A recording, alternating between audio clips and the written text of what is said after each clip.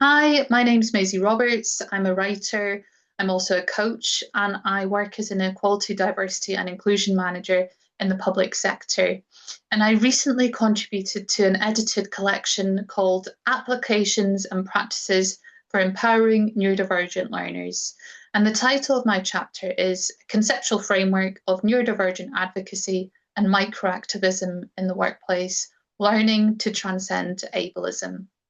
Now, I wrote this piece because as a neurodivergent person myself, I face barriers and discrimination at work and have also felt like I've had to conceal my neurodivergence. And this isn't an uncommon experience for many of us in the neurodivergent community.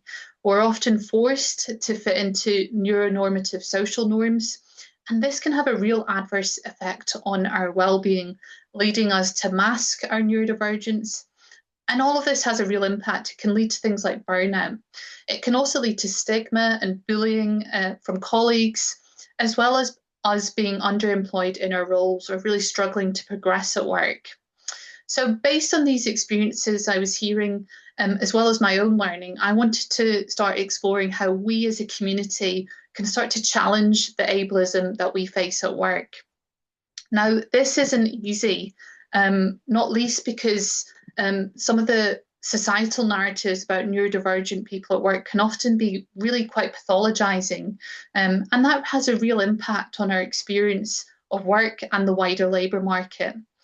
One dominant narrative that we face is that neurodivergent need help or support to gain employment. And the underlying assumption with this narrative is that neurodivergent people must fit into neuronormative workplaces that aren't actually designed for them, rather than employers taking a much more active role by adapting workplaces to ensure that neurodivergent people are properly supported. Now, on the other hand, neurodivergent kind of so-called strengths or skills can often be desired by employers in the labour market. However, this feels like we're only valued for these so-called strengths and not our broader sense of personhood in society. So, in my piece, I really wanted to depart from some of these pathologizing narratives, and instead, I really view neurodivergent people as active agents in unearthing the ableism they face at work. And I see that as a key means towards neurodivergent liberation. And I explore how we can do this. And firstly, through learning about the individual oppression we face daily, and through this, exploring what our own sense of authentic embodiment looks like, we can really use that as a means for resistance against neuronormative social norms at work. Secondly, by utilising peer support to create connection and community with neurodivergent people at work, we can really use that as a platform for finally really developing solidarity with other groups. So that could be fellow disabled people, other marginalised groups, and also neurotypical people. And we can use that to start transcending ableism collectively at a much more broader organisational level at work.